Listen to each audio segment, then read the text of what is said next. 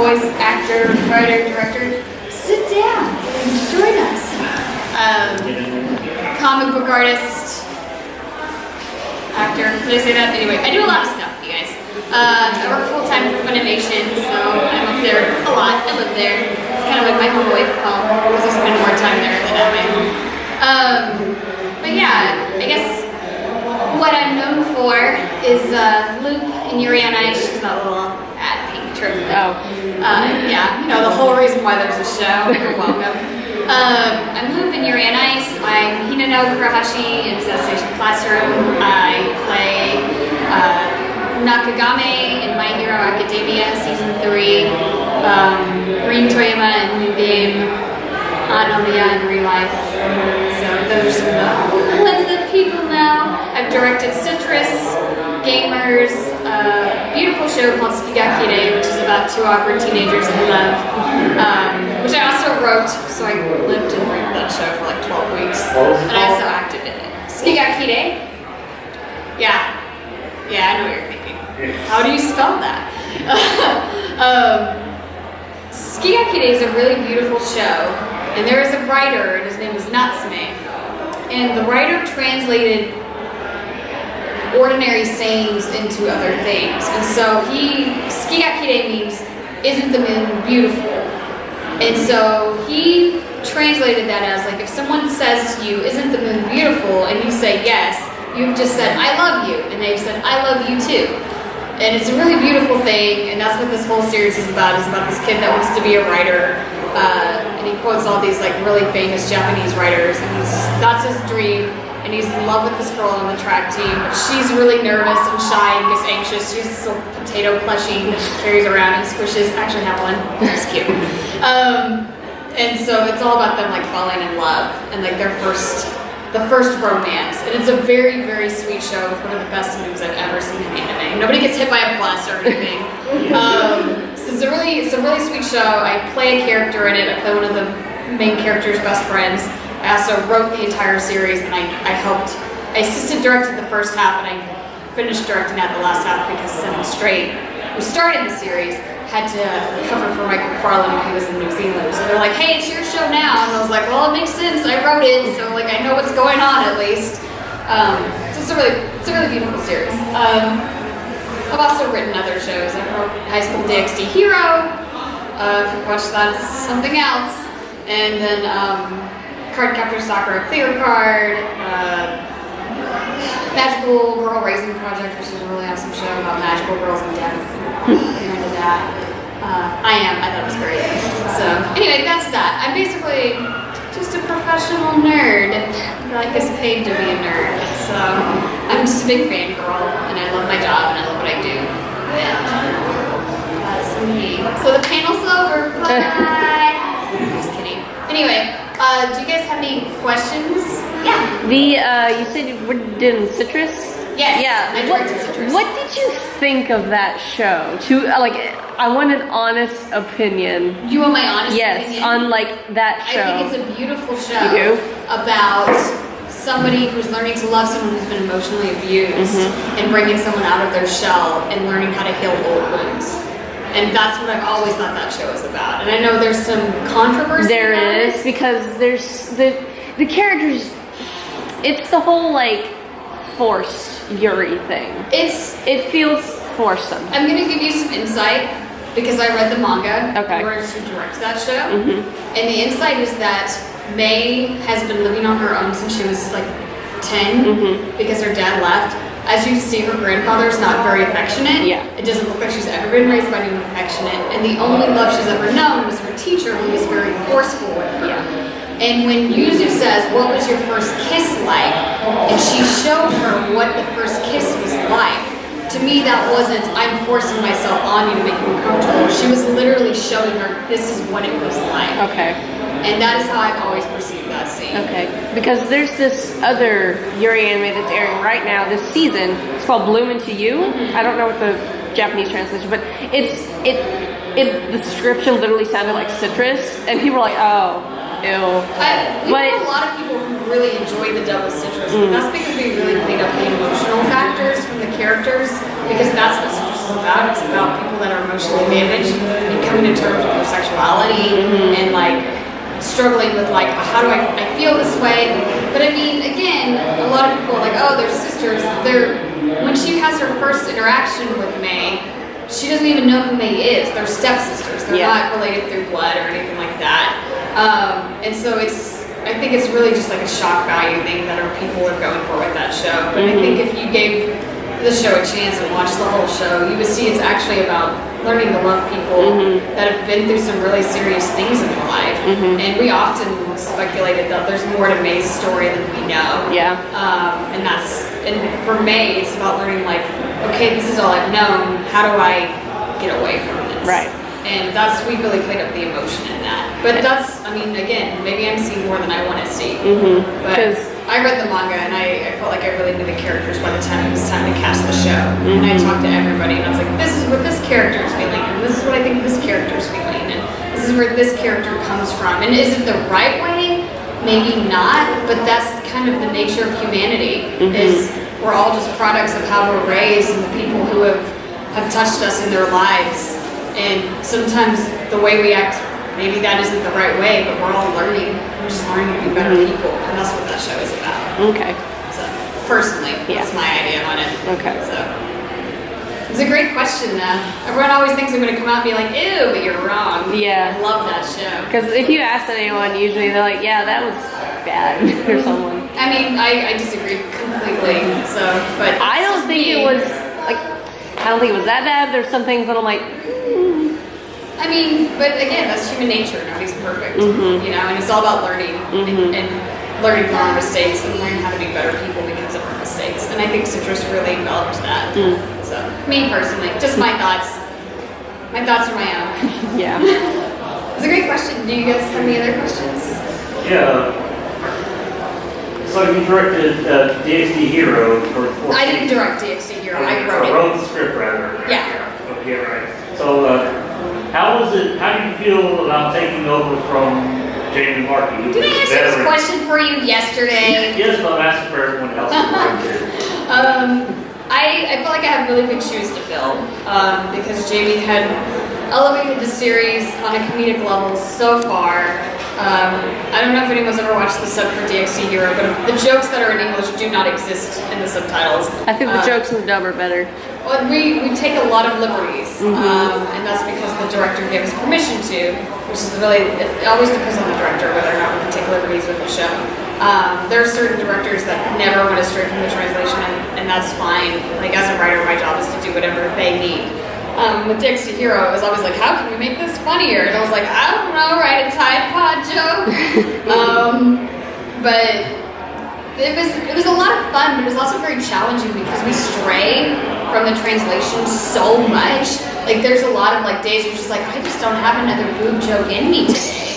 Like, I'm out, I'm fresh out, the jar is empty. And I would hear things, like I was talking to a friend once and he said something like, he was like, I don't know. He's like, what do you do when you take a girl to Pound Town? And I was like, what? I was like, what did you just call that? And I was like, hold on, I need to write this down. Like, because I might use this in a script. And we did. So it was just me, like, a lot of times, like, listening to television and things like that. And be like, that's a great joke. I'm going to write that down and see if I can use that in a script at some point in the future. I also had an alphabetical site that had, it's an alphabetical list for nicknames for women's boobs. And that was on my bookmark list on my work computer. So that's cool, I guess. But it was fine. I mean, I don't think I can ever match Jamie's tone that she said on the show. My job was just to do the best that I could with it. And I think she did a fabulous job with it. And Jay Saxton, who was the director for that season, plays Kaneko. She helped out a lot too. She was all like, yeah, this is how this character is, or this is how this character is, or they don't really say things like this. And so there was a lot of communication between me and Jay in order to make sure that the show matched its previous seasons, which was difficult because even the show didn't match its previous seasons. It was like a totally different season.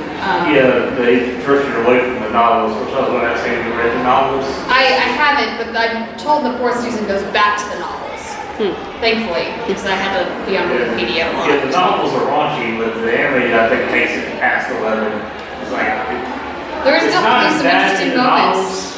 It is raunchy in the novels, but it's not every single scene is perverted. I will say there was a moment in season 4 where I had to like really pat myself on the back, and it was just in order to make a joke. It was about his potential jumping around from person to person, and every person it jumped into was really perverted and like grabbed people, and like they were like, and then they didn't have any memory of it afterwards, and I had one of the characters be like, it's like some kind of like boom zombie apocalypse, and then like 2 episodes later, like Isuke summons an army of boob zombies, like that come out of the ground, and and they're like, what is this? And it's like, it's all the souls your potential touched, and they like all rush the evil guy, and I was like, oh my gosh, I foreshadowed this unknowingly, and it makes me sound like I'm a really great writer when the fact is I just got really lucky that this came back in this manner, and I could actually be like, yeah, I knew that all along. Totally. It was a great question. Any other questions? Yes. You describe yourself as a professional nerd. Do you have any advice for, say, nerds with day jobs who want to transition into professional nerds? Professional nerdom? Oh gosh, I feel like a lot of it just comes from being in the right place at the right time. I don't really have any like deep words of wisdom other than like if it's what you really love, I think it shows. And I've always loved anime since I was like 16, and I just happened to, I kind of fell into voice acting, and I realized that it was something I really liked, and if I wanted it to be more than a hobby, that I was going to have to put some serious effort into it, and probably some serious money, and I did. I put a lot of time and money and effort into it, and a lot of times in a way to where, you know, I've worked 16-hour days and things like that more often than not, more often than I can remember. There are times I've been up till 4 or 5 in the morning writing a script, you know, because it was due by 8 a.m. and I worked on it like 16 hours. But I love it, and so I'm like, this is worth it, you know, and I want to have good quality and things like that. So I think a lot of it just comes down to like, you get what you put into something, and a lot of people are like, oh, this is a fun job. A lot of people are like, voice acting is so much fun, I'd like to try that out. And it's like, well, if that's your mindset on it, that's all it's ever going to be, is something you're going to try out. Because the people that do it for a living don't wake up and be like, gee, I think I'd like to try and do some voice acting today. Like, they're doing audition after audition after audition, they're taking workshops, they're networking, they're improving their crafts, they're putting a lot of money into good equipment.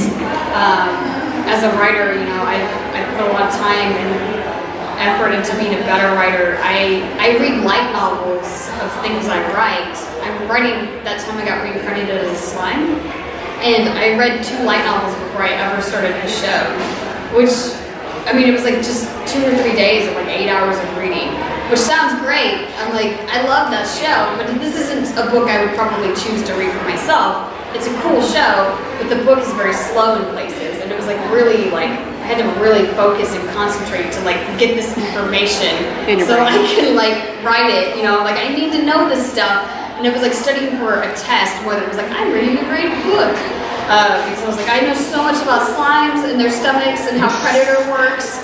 And I was like, but, you know, that's something I choose to do. It's not something that's required of us. It's because I want my work to be good, and I want my work to resemble, you know, what people already love about the show. There's a reason why it's anime. It's because there's already a fan base for it.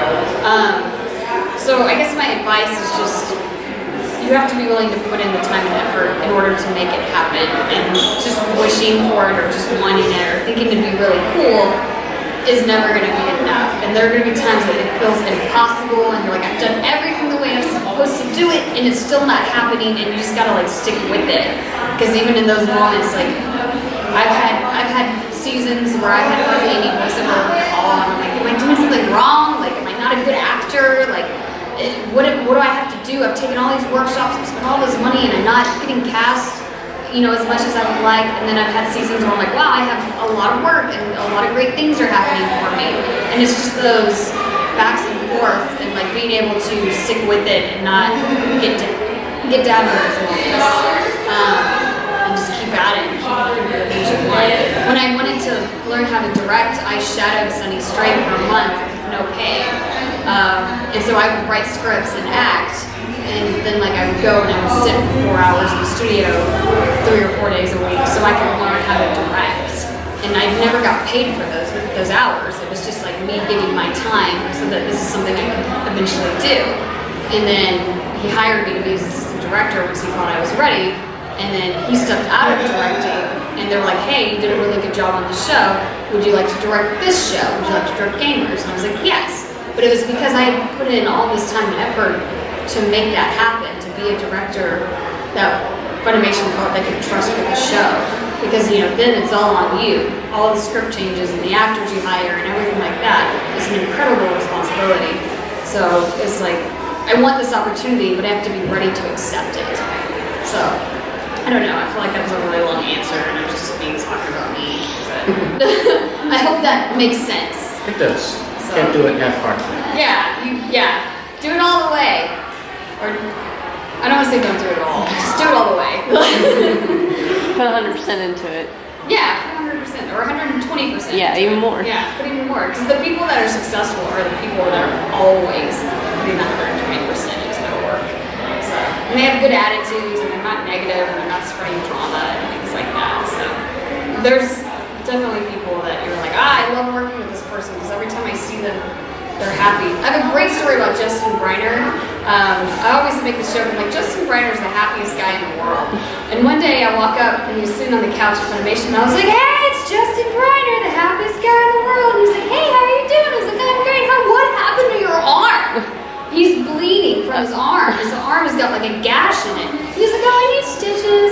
And I was like, do you not feel pain? Like, what happened? They've been doing a My Hero Academia special. And Clifford Chapin, who plays Bakugo, they had asked him to like kind of push Justin out of the scene for the camera, and Cliff has massive arm muscles, and he pushed him too hard, and Justin fell into the wall, and there was like a nail on the wall, and it split. So you can see this kind of on this behind the scenes, or behind the extras.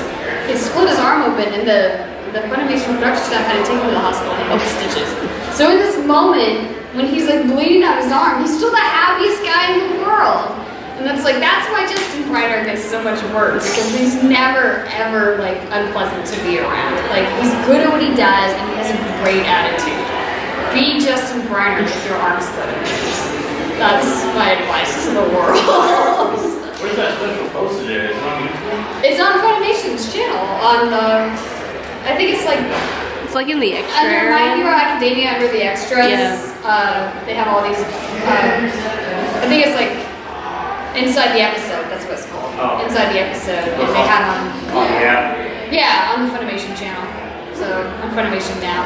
They have that, they showed that scene, or they showed that whole thing, which is really funny, because they're kind of play fighting the whole time, and it wasn't scripted, so they're just going at it, and then like at the end of the scene, like they have this outtake, and Justin comes up, he's like, guys, I got a boo-boo. And he's like, ah.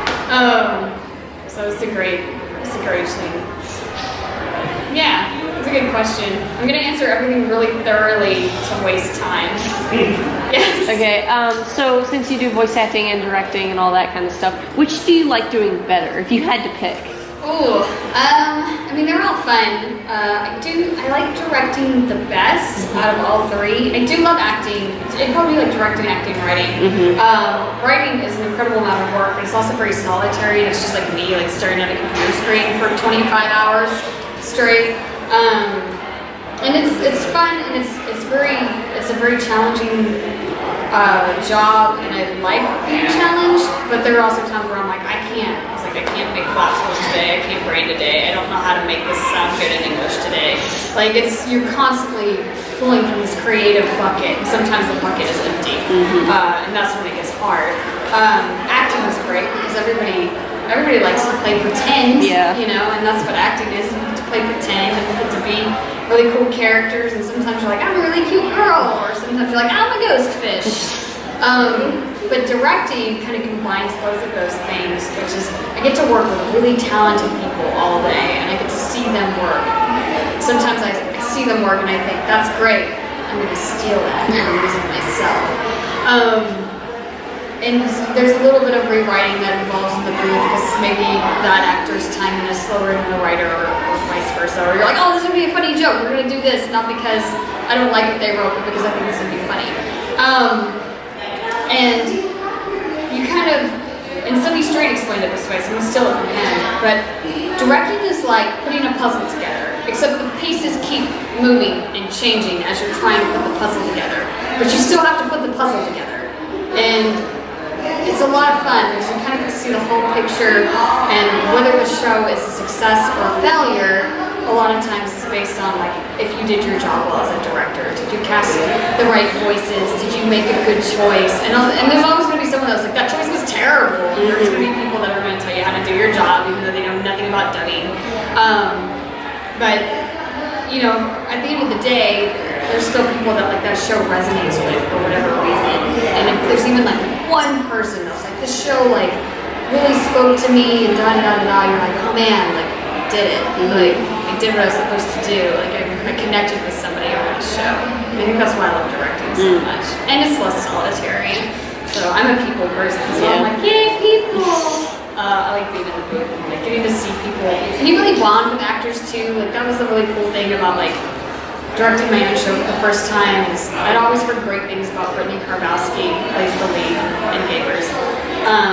And she would always be really nice the few times I'd worked with her on like Wallet and stuff. And so I was like, cool. I was like, I'm gonna cast you in the show. Are you okay making this drive every week? And she's like, I will make the drive for whatever part, like whether it's big or small. And I'm like, that's how you get the part because you have a great attitude. But over those 12 weeks, like, I really got to know her because, you know, we're recording 6 to 8 hours a week together, and, you know, I'm directing her, and she has a daughter, too, and so we would talk about parenting and our kids, and now we're really great friends. This is a person I barely knew when I cast her, and now it's really awesome, and I have this really great friend because of it. So, like, directing's really cool in that manner, because you're like, oh, I know this person so much better now, and I never would have known them, you know, if we hadn't had this opportunity to work together. It's really neat. I don't know. I see people walking. I just see people walking and they distract me. It's like if someone's gonna stab me, you know. I don't hear music or anything, so I think I'm okay. Anyway, yeah. So of the three, it's probably definitely directing. I like that. It's a great responsibility, but one that I take very seriously. Yep. Awkward silence. Someone, question. You having worked in a prison school or prison school? Yes. Was there ever any very awkward moment out of the entire TV show from you or anybody else that was working on it? I mean, I feel like I kind of lucked out in prison school because I played Chio, who's like, I'm the good girl that everybody loves. Oh, thanks. I have one here, though. Now you have two. I have two. We double fisted. She is the nice girl, so she doesn't really have any awkward moments. There were a few moments where like we would see things and she would have to like react. And there was like this moment where Gakuto takes this thumb drive out of his pants, and everyone's like, ugh! And like my reaction in that moment was like very real. And so you can hear like Chio go from like this really like sweet sounding girl to just like me going, ew! Like, sorry, Chio, now you sound like me. But there wasn't anything, I mean, I thought that show was hilarious, personally. I thought it was really funny. And I actually had somebody, like, message me about prison school not long ago, and they were like, my grandfather passed away, prison school was the only thing that could make me laugh again. And it's like, that's amazing. Like, I'm blown away that this show that so many people like joke about has this kind of power. And that's what I mean by like shows can connect you with people. And it's like even the show you think may not connect you with anyone, you're like, oh, who am I going to connect with over the show about women beating up men? But they can still do it. I think it's so awesome. Like what a powerful moment to share with somebody. So I love working on prison school. I hope there's a season 2 so we can see Chio bust out some sweet sumo moves. So she loves sumo moves. I think that's personally. Yeah, it's a good question. I'm just gonna say that about every question. It's gonna sound really forced and stuff like that. You guys hear me? They're so loud. Close, shut the door.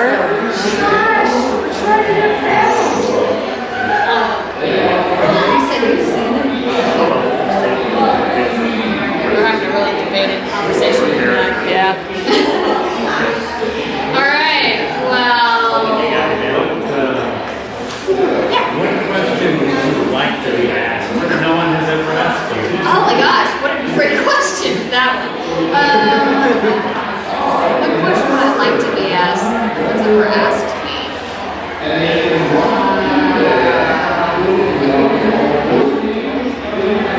Gosh. Visibly sweats. I don't have like a specific question in mind. I mean, the questions we get asked the most are like, how do you be a voice actor? How did you feel about voicing this character? The question I can tell you the question I hate being asked, which is everyone's like, what's the show you hated doing? And I'm like, I don't want to answer that question. Like, I love work, so I hate getting that question. I can tell you that, like, because I always give the same answer, which is like every show is somebody's favorite. So I'm never gonna tell you what show I dislike working on. And even if I disliked it, like, I still got paid to do that, you know? So I'm still grateful for the work, even if it wasn't my favorite show. So I hate getting that question. I guess like a good question would be like, I want to say like something pertaining to like working for it or something like that, or just because a lot of people assume that you can just like walk in and do an impression and get cast in a show, and I'm like, that's not how that works. So, I'm gonna have to think on it. That's a good one though.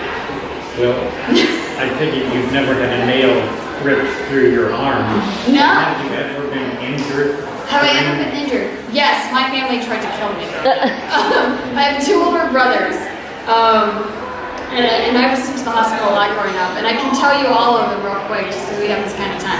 When I was 2, I was on a spring horse in our bedroom, and my brother Sean, who is 15 months older than me, so he's like maybe 3, wanted to ride the spring horse, and being 2, I was like, nah! And so I was like bouncing on the spring horse, having a great life, living my best life, like you do. And he pulled the spring horse out from under me because I wouldn't share, and I fell. And started crying, and my mom came in and she was like, stop crying or I'm gonna spank you. And I didn't stop crying, I kept crying. So she came in and she spanked me. She laughed, and I still kept crying. She came back in and she was like, and then I noticed that you were like holding your arm like this. And she like pulled up my sleeve, and apparently my arm was broken. And so we went to the hospital, and then the doctors yelled at me because I wouldn't stop moving because I'm 2, you know. And so I wiggled the whole time, and so they finally finished setting the bone, and they put the cast on. The cast is like this big, you guys, because I was 17C. Still am, nothing's changed. We go home, and they took the arm out of the sling, and I put my arm down, and the cast fell off. We had to go back to the hospital, reset the bone, and apparently they kept me overnight at that point. I'm sure they doped me up or something. So that's when I was 2. When I was 4, I was wrestling with my brother, Sean, once again, telling you, he had it out for me. And he threw me into a coffee table and it ripped my ear open, and I had to get stitches in my ear. When I was 6, we were going to my brother's baseball game, and my mom was trying to get the trunk closed, and for whatever reason it was like jammed open, and we were redoing our kitchen floor, so we had all these, 30 minutes? Yeah. Oh, okay. We had all these linoleum samples like in the trunk, and like this trunk would not close. It was taking forever. And so like I got bored because I'm 6, and I just looked in the trunk to be like, let's look at the linoleum samples. I don't know why I something like that as a kid. And they finally got the trunk closed about the time I decided to poke my head inside the trunk and see what was going on inside the trunk. And I had to get staples at the top of my head where the trunk split my head open. When I was 8, we went whitewater rafting. I grew up in the hills of Tennessee.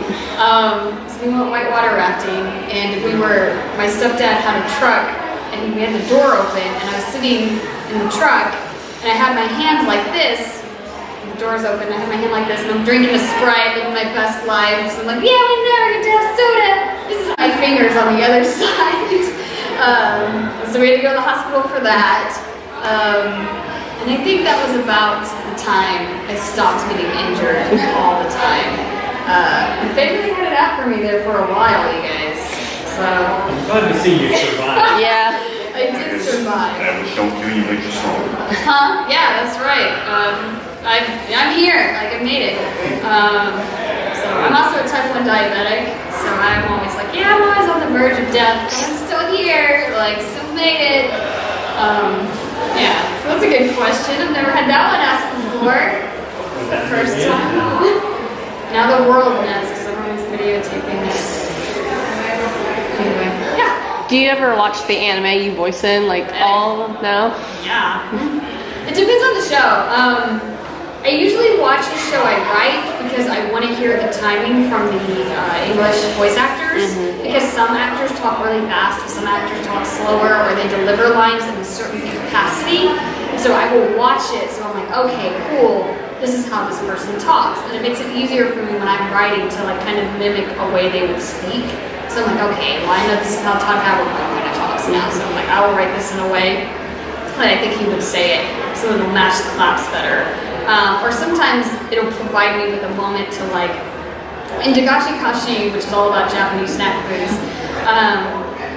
there's a character named Hotaru who loves snacks, and Kyle Phillips rewrote one of the lines to say, "What the fue?"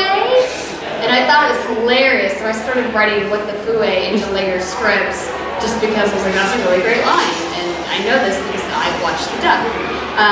But depending on the show, I haven't watched every show that I've voiced in, because sometimes I just pop in there for like 30 minutes and I'm like, I have no idea what's going on. And sometimes the show just doesn't appeal to me. So, I don't watch it because I'm like, this really isn't my cup of tea, But there are shows that I'm like really passionate about being in. I love Magical Girl Raising Project, so I watch that every week. I watch the current shows I'm writing. Of course, I watch the shows I direct, but that's more that I to like review it. Yeah. So, like, at that point, I've watched it like 3 times. By the time it's aired, I've already seen it in English 3 times because I'm doing all the like Q&A and like stuff like that on it, and things like that. I loved Gossip. I thought that was a really interesting show. So I do sometimes, but not all the time. So Oculus Strip, I'm in that show. I haven't seen the whole series, but I've seen the episodes I'm in. So I'm like, cool, I'm gonna pop in and see what's going on with me this week. I watched like one episode of that thing and I was like, Yeah, I play a really cool character that's actually in one of the mobile games, and they like put her as a character in the anime. yeah. And so she's really cool. She's basically just me. She's all like, "What's up, champ?" Which is stuff I say to people all the time. I'm like, "How's it going, sport? How you doing today?" Her name is Mashiro. She has white hair and she wears like a sailor suit. She is the one that gives part-time work in the show. So anytime he goes to get a part-time job, she's like, "How's it going, champ?" And she's like, "Ah, it's weird." Like, she's just like a cool character. She's really laid back. She's like, "Whatever, not my problem." Yeah. Good question. So, what's something that you would like to be a part of, or like direct or act, or what current or future project, or even past project would you have liked to work on? I mean, I don't ever like saying things that have already been dubbed because I'm like, I feel like that's disrespectful to the people who worked on it. But I love shows with strong female characters in it. So I love like the Avatar series and things like that. It'd be cool to be in a show like that where the women are really strong fighters and things like that. Or I love Animal Girls, which is why I love my character in Magical Girl Raising Project. Because she's a magical dog girl. Which is like a dream come true. So I love Animal Girls, so it'd be really fun to do something like that. I love shows that are like about friendship and stuff like that aren't just about like, oh, this is a harem show and it's a guy and a bunch of girls. So I like shows that have actual like plot and Substance. yeah, or even if it doesn't, there are really cute shows out there like Interviews with Monster Girls didn't really have like a big overall plot. It was just about, monster girls and like the challenges they face every day. And that was a really cute show. And I would be like, wow, this has a really engaging plot, but it was a really cute show and it had really good things in it. So those are the kinds of shows I like. Maybe they're fluff shows. I'm actually not big into like gore and stuff. So any show that has like a lot of like blood and violence in it, I'm like, pass. And I have been in shows like that, and I was in Junji Ito Collection, a Slug Girl. Oh. Yeah, and I did that, like for the rest of the evening, I had to direct, and I was like so grateful for the work. I was like, I'm so glad that I get to do things like this because as an actor, it's very challenging. I'm like, yeah, I like being challenged. I'm also in Goblin Slayer in the first episode as Fire, who's the female fighter. And it was a really challenging role. And Yuko, who's the slug girl, is a really challenging role. But both of those roles left me like kind of physically ill afterwards. And so I was like, oh, I'm so sick to my stomach. And I was like, I can't eat anything because like slugs, blah. Goblins. Goblins, blah. But I mean, like, I'm so grateful because as an actor, I'm like, yeah, I'm really being stretched. Like, I'm having to do things that are difficult. Like, you don't know difficult until you barked on the slug that hits you in the eye. You know? Like, that's a really hard thing to do. You can't really barf. That's gross. So, you just have to fake barf. Just think of that scene from Harry Potter with Ron when he had to, like... It's difficult, though, because the slug is, like, her tongue. Yeah. So I can't even just, like, Yeah. Like, yeah. Like, you have to, like, make it... I remember that, so I was like, I'm not sleeping well tonight. It's really gross. Yeah. And I remember asking my friend who used Junji Ito, I was like, so why did she become a slug? And she's like, that's kind of the thing about Junji Ito's books. They're never explained. Like, just bad things happen to good people for no reason whatsoever. And I was like, that's terrible. Like, this girl's just like, I'm living my life, and I now have a slug tongue. Great. Now I'm still That definitely alive. wasn't the grossest episode of Jujutsu though. There's one where, I don't know if you knew about this one. There's one about this guy who lives in this little house and he like, it's like an oil. Like there's oil, it's disgusting. It's so odd. I feel like Junji Ito just illustrates his dreams. Maybe. I'm gonna go on a side tangent here. I once wrote a comic based on a nightmare I had. And I submitted it to Tokyo Pop's Rising Stars of manga way back in the day. And it was about this girl that lived on this spiral-shaped town. And so, like, it was just this big spiral, and in the middle of the spiral was a forest. And this is just a dream I had, and I decided to illustrate it. And in the middle of the forest was this giant hand made of human faces that just, like, floated around, like, just does a hand flying, because it's a dream. And if you looked on the outside of the spiral, like you were safe, but the closer you got to the inside of the spiral, like more likely you were to be attacked by this giant hand because it didn't venture far out of the center. And so this girl lived kind of close to the center of the spiral. And one day she was walking to school and she like fell, and like the spiral was like this in the dream. She like fell. And like she's like, oh no, I fell. I'm in the spiral. And she's like, I gotta get out of here. And the hand shows up. And how the hand gets you is it like its skin comes out and it's like, and it like grabs you, and all the faces are like, help us, help us. And they like grab it and you become part of the hand. And eventually, I guess my thought was like, I guess the hand will become a whole body. Like it'll just be a giant face body. Anyway, so I think that's where Junji Ito is. Yeah, he probably has dreams about all his stories, and he's like, let me write this down. Yeah, I was like, maybe that's it. Because I've had some. Because that sounds Junji Ito-ish. It does, right? It does. I was like, no one would see it coming if I were to illustrate it. It's like really cutesy artwork. And I was like, it's so cute. Oh gosh, it got dark so fast. Yeah. But yeah, I don't know. I went on a tangent about it. Did that answer your question? Yeah. I was asking that guy. Yeah? No? Maybe? Okay. Yeah. What would you be if you weren't an actor? If I weren't an actor, miserable. I guess I would just be. I worked as a marketing director at a daycare for a little bit, but I've never been happy doing anything else in life. I've had several jobs. I worked at a resort as a front desk checker-inner. So I was all like, "Hi, welcome to the resort." Actually, it was right around here, the Villages Resort. Oh, my friend works there now. Yeah, I worked there for a while. I worked in the activity center, and I would like make announcements, which is weird because I feel like that's kind of like, I'm like, oh, now it all makes sense because I'd all be like, who's ready for bingo? Like, we'd all like excited. Did you get free tickets to the water park or anything? It was before the water park was built. That was about the time I was like, no. Like, I don't want to be here anymore. People are already complaining that the pool's closed. I don't want to be here when the water park's here. So I worked there. I worked at the hospital at Trinity Mother Francis, scheduling colonoscopies. So that was a lot of fun. I did that for like 4 years. Moved to Dallas because I had my degree in marketing. Worked at a daycare as a marketing director for a while, and then I got into script writing. And I can tell you, like, I was never happy at any of those jobs. I always felt like creativity. I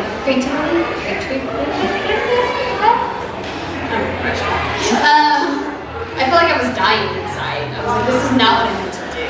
Like, I'm meant to be making something. Like, this is my calling. And I have this fire, and it's just like it's gonna be extinguished. And so, like, working for Funimation really is like a dream come true because I love anime, and I've always loved anime. And so I don't know what I would do because I'm honestly like, this is what I want, and this is my life. So I guess I could always go back to marketing or something if I had to, but I feel like it would kill me, like from the inside, and I'd just feel like an empty husk. Because that's not, this is what I want to be doing with my life. So, and they say that when you're passionate about something, like especially like acting, they're like, if you can think of anything else you'd rather do, then don't be an actor. And I was like, well, I can't, and because I've done it, and it's terrible. So this is it. This is what I'm gonna do. So if I had to be anything else besides what I currently am, I would just be miserable. Yeah. No offense, jobs around here just suck anyway. Huh? Jobs in East Texas just suck anyway. I mean, you don't have to tell me. I know. I lived here. So Huh? I lived here 20 years. I only lived here like 5 or 6 from Dallas. I'm not from here originally. Anyway. But that's how I know about this con, because I was like, hey, this con is where I used to live. I should reach out to them. So I was at the first Rose City Comic Con back in the day. I hope they do more anime because this is only like the second anime con this entire I time. thought it was. Oh no, it is. Yeah, we don't talk about the first. That one was. Said we don't talk about it. Bring snowstorm on Sunday. Yeah, an act of God. Like you knew. Anyway, yeah, good question. Any other question? Yeah, you worked in healthcare, so that's basically the best thing to do in East Texas. Oh, especially around here. And it had really good benefits. Like, I feel like all my jobs were good for me like, at the time because I have 2 children. And so working out with Francis, I was like, cool, I can have my babies here and payroll deduct them. And I did. I was like, I remember getting my check one day and I'm like, I finally paid off my birth. Woohoo! So yeah. And when it comes down to places to work, you know, there could be worse. Oh yeah, totally. There's even that. There's some of that with what I do because it's so deadline heavy. You know, there are days where it's just like, oh my god, I work 50 hours a week and I'm so tired. I've been staring at anime all day and like, you know, what am I doing with my life? And then I'm like, well, it's still better than scheduling colonoscopies. Don't ever want to do that again. It's not great talking about people's butts all day. Oh, you just scheduled them, you didn't have to do them? I didn't have to do them, but I had to like ask a lot of personal questions. So I had to screen them. So I'd be like, do you have a history of heart disease? And sometimes they'd be like, well, my uncle on my dad's side twice removed. And I'm like, no, I just need you. Don't want the life story. I don't want the life story. The weirdest question I ever got was a lady asked me if she could have relations while doing the cleanse. And I was like, I guess if you want to, you can. And I was like, I don't want to stop you. But that was such an odd question. And I was like, I don't really know how to answer this. But yeah, that's anytime you work in the medical field, you're going to get people that will either not tell you enough or will tell you too much. So you're like, I just need to know about you. Anyway, any other questions not related to colonoscopy? How's motherhood? Huh? How's motherhood? How's motherhood? Oh, it's exhausting. I made these clones thinking it was going to be really efficient. It's not. It's fine. They're great. I have two wonderful daughters. But both love anime. I like to think it's because of me. I've done my duty in the world. They really like shows I'm not in though. So they're huge Attack on Titan fans. And they were really big My Hero fans. So when I got cast in My Hero, I was like, "Ha! Who's cool now?" And they were like, "You're okay." You know? But they do watch some shows that I'm in. it's funny because like my friends will come over and they're like, yeah, that's so and so, and they're this person, and they're like, oh, and I'm like, I'm an anime all the time. Like, where's the love for me? Well, you're their mom. They're like, I'm mom. all news. They hear it all the time. Yeah. It's just fun because I get to read them stories. And sometimes I'm like, this is like free practice. Like, I'm gonna read you a story now and use it knowing different voices. But they do like my friends more than they like me. It's only cool when we have giveaways at work and I'll give away like old like merchandise and stuff that they have too much of. So a lot of times it's like, we have 800 Attack on Titan posters from this season. That you don't need. That we don't, so I'm like, cool, I'll grab one of those and be like, hey, I brought you a poster. And she's like, you're the coolest. I'm like, yeah, now I'm cool. Like, Bring them anime stuff. They're like, yeah, now you're cool, mom. yeah, now it's okay. Now, okay, mom, we like you. But, so, yeah, my daughter has like 4 Attack on Titan posters now because they keep giving them away at work. So I'm like, you have so many Attack on Titan posters in your girly room. She's the one dressed as speaking slip? She was dressed as Sasha. Yeah, she didn't have a potato. I let her down. But yeah, she was Sasha. So. Best character ever. She knows so much about Attack on Titan. Like, we'll be in the car and she'll be like, hey, did you know that this Titan is from this person? And it's because this person did this thing. And I'm like, wow, you're like Wikipedia. So funny. She knows a lot about My Hero Academia too. You guys were in the panel yesterday. So sometimes I'm like, why is this person like this? And she'll like let me know. And I'm like, cool. It's like having a consultant on hand. We'll watch anime. I'm at work making it, and they're at home like watching it. I'll come home and they're like, we watched the entire 3rd season of this show today. And I was like, cool. I do have to tell them, I'm like, you cannot watch this show. Like, absolutely not, ever. Prison school. Yeah. Till they're a little older. No, never. Why not? They can never No. watch it. It's only gonna make them want to watch it more. Yeah. I do worry about that. So like I have to have like a really serious conversation because I watched Goblin Slayer first episode just to be like, all right, well I watched it. That's how I sound. And I think like, to be fair, I think it was well done. I think the episode was well done and definitely get impressed on it. But like, so now it's on my queue Yeah. because I've watched it and it's got this really cute racist character. But And so I was like, you cannot watch the show. I was like, absolutely. No. Please, if you listen to nothing else in my life, please don't watch this. yeah. Because that first episode, Yeah. So they were like, okay. And I was like, you just can't. It's a terrible thing. Like, you will be grounded if you You'll be grounded. And you For your will life. if you watch this. And I'm like, Like okay, in that mommy. case, that's kind of something the app needs is like separate profiles, you know, like that. Oh yeah, that'd be cool. Like Netflix. So you can set, people watch your shows, and then they have their profiles where you block all that out. Yeah, that would be good. I should get on that. Too bad I don't download the app. Anyway, any other questions? Why are you guys recording this? It makes me nervous. I need content for my YouTube channel. What? I feel like you should pay me money. Like, I don't have any. YouTubers don't make a lot of money. neither do we. Unfortunately, I think the memory chip they get looked at.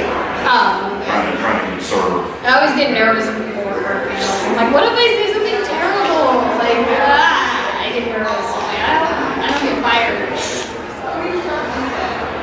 Not to be like really careful with what I say. Not some curse words.